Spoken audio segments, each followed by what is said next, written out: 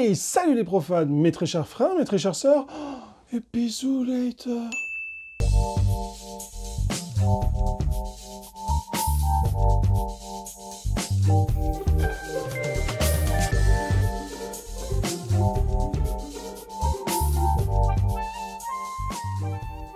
Cet article, c'est un des premiers que j'ai fait. Et en fait, je pense que c'est peut-être pas forcément utile de savoir ça quand on entre en franc-maçonnerie. Donc, si vous n'êtes pas maçon, ou si vous êtes jeune maçon, passez sur cette vidéo. Ça vous sert à rien pour l'instant. Vous la regarderez plus tard. Je pense que c'est aussi intéressant qu'on puisse sectoriser un petit peu les travaux, parce que, par exemple, si vous ne travaillez pas au RE2A, bah vous, ça vous fait rien, mais si vous travaillez au RE2A, vous allez vous dire « Ah tiens, donc peut-être si vous travaillez au RE2A par exemple, ne regardez pas cette vidéo. Sinon, on y va. » La porte basse n'a jamais existé.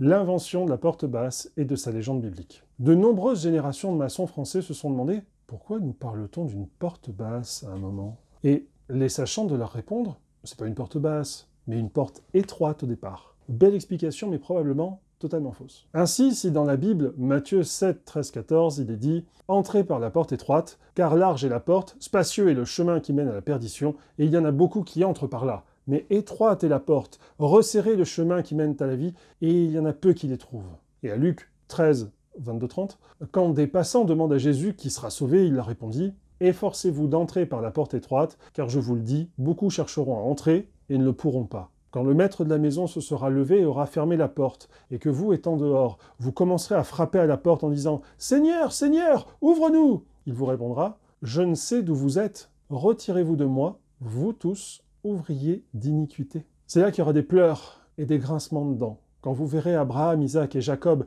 et tous les prophètes dans le royaume de Dieu, et que vous serez jetés dehors. Des générations de maçons ont interprété la leçon donnée ici, l'humilité. Savoir se presser de se courber devant une puissance supérieure. Que l'on soit puissant ou riche, nous devons tous nous incliner pour entrer en franc-maçonnerie, comme par la porte de l'humilité dans l'église de la Nativité à Bethléem. Sauf qu'il s'agit ici d'une invention née d'une mauvaise interprétation, d'une contamination rituelique, très probablement. Car entre une porte basse et une porte étroite, il y a une différence. La différence entre la hauteur et la largeur. Comment se pourrait-il alors qu'on ne parle pas directement de porte étroite ? Ce sens se serait-il perdu dans le temps et les usages? Les rituels seraient-ils tous faux? Et aucun maçon cultivé n'aurait-il remarqué la différence? La réponse se trouve malheureusement dans la question. L'orgueil de la légende et de ceux qui la racontent. En effet, que ce soit une porte basse ou une porte étroite, ceci n'a jamais fait partie des rituels primordiaux de la franc-maçonnerie, ni même de tout rituel pratiqué jusqu'en 1887 au Grand Orient de France. Il s'agit en réalité d'une invention de tradition maçonnique,